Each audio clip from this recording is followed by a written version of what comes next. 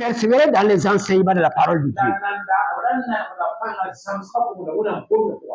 Il recevait, il mettait en pratique ce qui permettait qu'il soit un même sentiment, qu'il soit un même cœur, qu'il soit une même âme, qu'il soit un même esprit. Quand des personnes sont un même cœur, une même âme, dans les frottements, quelqu'un peut blesser l'autre. L'autre va pardonner facilement. Vous voyez? Quelqu'un va me dire, mais souvent c'est pas facile. Hein? Non. Non. Chacun d'entre nous, la grâce de Dieu agit sur chacun d'entre nous.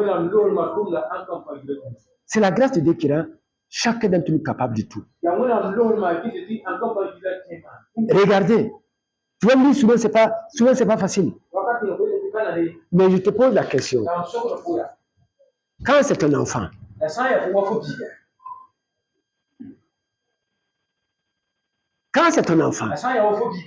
l'enfant a beau te faire, te contester, te faire du mal, te blesser ton cœur chaque jour, est-ce que tu vas le rejeter, le haïr, au point de dire que tu ne peux plus le sentir, le rejeter dehors? Hein?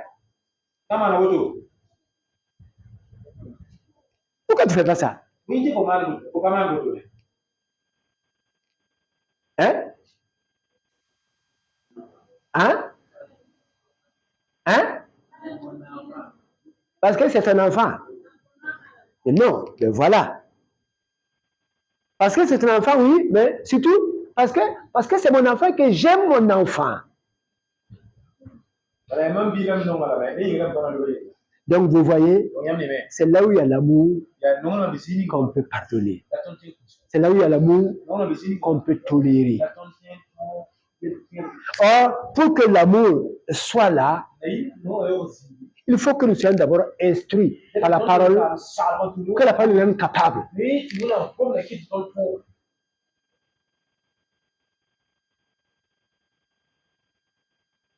La Bible dit qu'ils étaient même que, parce qu'ils persévéraient dans les enseignements.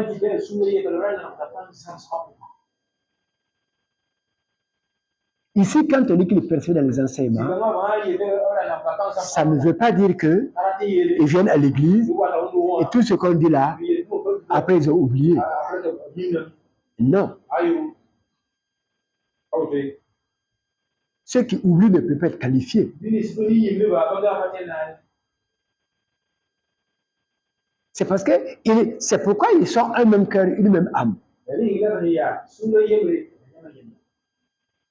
C'est-à-dire que c'est la vérité, la parole de Dieu, qui lie leur cœur, qui font qu'ils deviennent.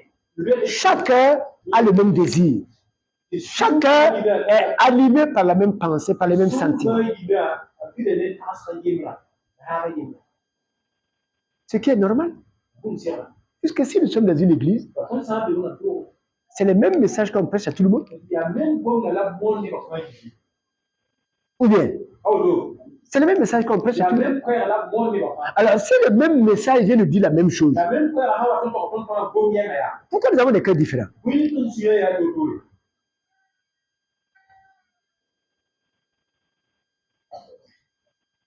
Pourquoi on a des cœurs différents?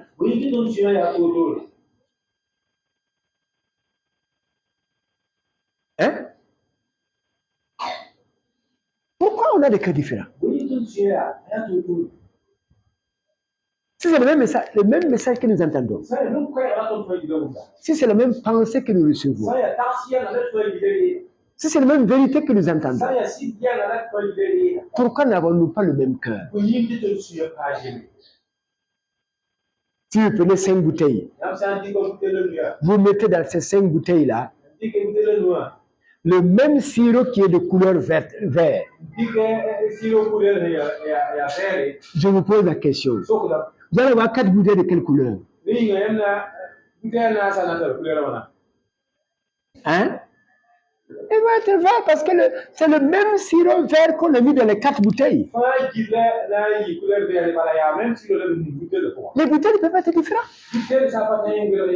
Et pourquoi la même pensée d'idée qui nous est donnée, on n'a pas le même cœur?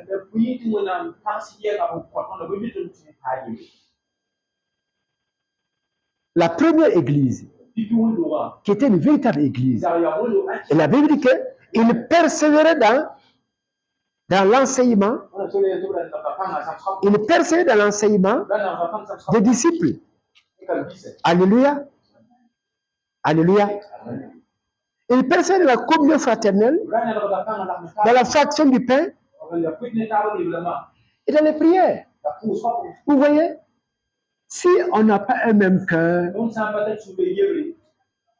on ne peut pas faire, on n'est pas un. Si on n'est pas un, ça cause des blocages.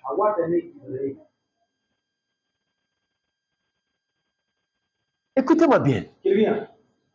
Si on n'est pas le même cœur, ça cause des blocages.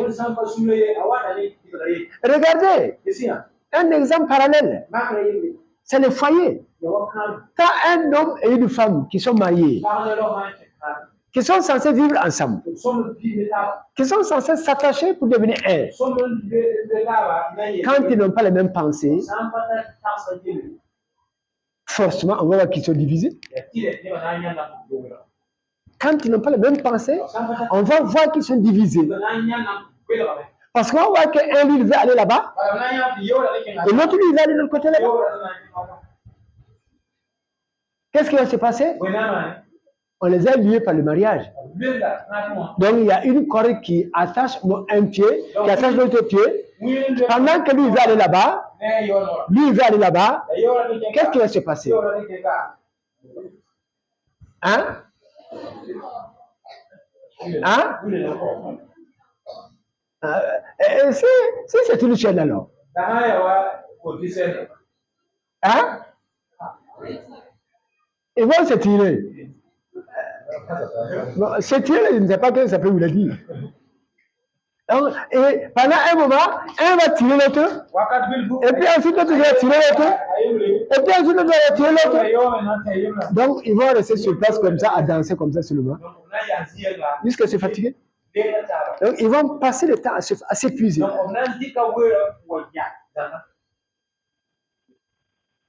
Ils vont passer le temps à s'épuiser. Vous voyez? Simplement parce qu'ils ne vont pas dans la même direction.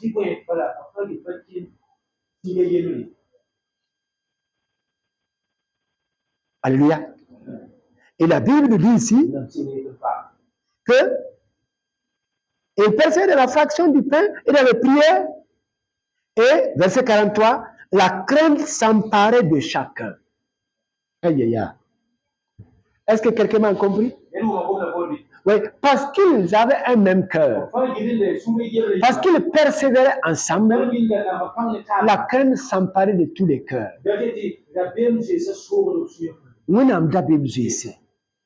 Comment? Parce que, puisqu'ils sont un même cœur, Dieu agit, Dieu opère des miracles constamment au milieu d'eux. Et chaque jour, tout le monde voit la présence de Dieu au milieu d'eux. C'est parce que les gens ne voient pas la présence de Dieu qu'ils n'ont pas la crainte de Dieu. C'est parce qu'ils ne voient pas Dieu agir. Quand les gens viennent et qu'ils ne voient pas Dieu agir, ils ne voient pas, sentent pas la présence de Dieu. Ils ne sentent pas qu'il est là. Finalement, tout ce qu'on dit là, ils prennent ça comme de simples paroles. Il ne peut pas être animé de la crainte de Dieu. Mais lorsque on a un même cœur et que Dieu agit, Dieu opère des miracles, tout le monde va ressentir, tout le monde va voir, tout le monde va constater, tout le monde va voir la présence de Dieu de nous. Et sa crainte ne peut pas ne pas saisir les gens.